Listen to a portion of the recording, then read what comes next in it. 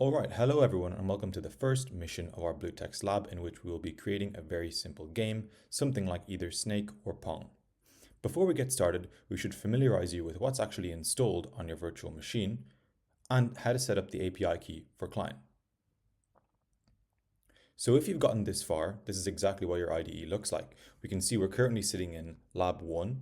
We've created dedicated directories for each of the projects we will be making, and the current mission on the left and the Bluetext tools available below. In some cases, code server might not have been open in the right directory. So in that case, you would have been prompted with something like this, in which case you should have clicked Open Lab Directory, and then the IDE will refresh and we will be sitting in lab 1. Then we can head over to Client, which is this little robot icon in the taskbar on the left. When logging into Client for the first time, you'll be prompted to either get started for free or select Use Your Own API Key. When you choose Use Your Own API Key, select OpenRouter as the API provider, then paste your API key below. Finally, head over to the bottom of Client's UI and select Gemini 3 Pro Preview as the model. While Bluetext is what's going to be responsible for actually scaffolding out the infrastructure of our game or app or whatever we're creating, Client is going to be actually making changes to the logic. We could in theory also do this ourselves, but to really speed up the process, we're going to be using a coding agent.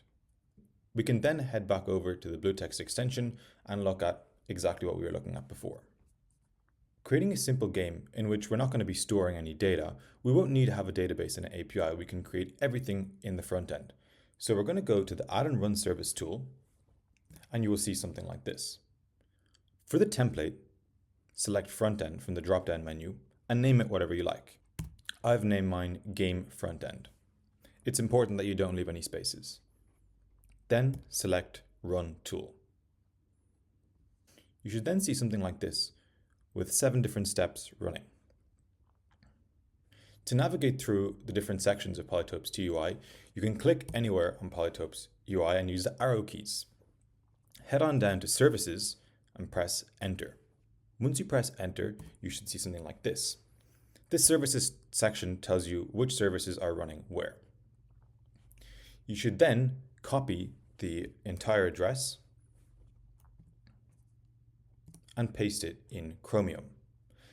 Then you should see our template that we've created using just Bluetext before making any changes with our coding agent, which looks something like this. We can then head over back to Client. Before we prompt, we can choose this little MCP configuration settings icon at the very bottom. From there, it's important that you select Retry Connection, and you should see something like this. Under the hood, we've already configured Client to be connected to our MCP server. This just refreshes the connection in our current session.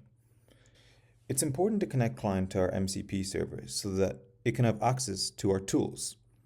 These tools, when called, will provide Client with an output that will let it know the nature in which our app is running, for instance in containers, and which service is running where. We can then provide our first prompt to Client in the text box. What I said was we have a front end up and running, create a simple Snake game. Client will then want to run multiple tools, for example, initialize session, which as you can see returns acquired development context and ensures the project is running. We've configured this tool so that Client will always call it first. We can then select approve. There will be some other tools that Client wants to call, for example, list services, which specifically lets it know which service is running where. Once Client is finished calling tools, it will start requesting to make inline changes to our code. We can save and accept these. Finally, when we head back to our front end, the same way we viewed our template before, we will see our Snake game. Go ahead and play it before moving on to the next mission to see if it's working. Once you are happy with the game, we can head back over to the Bluetext extension and select Move to Lab 2. This will refresh our IDE, and you can see we're then going to be sitting in the Lab 2 directory. You can then press Start Developing, and from here, you can watch the next video.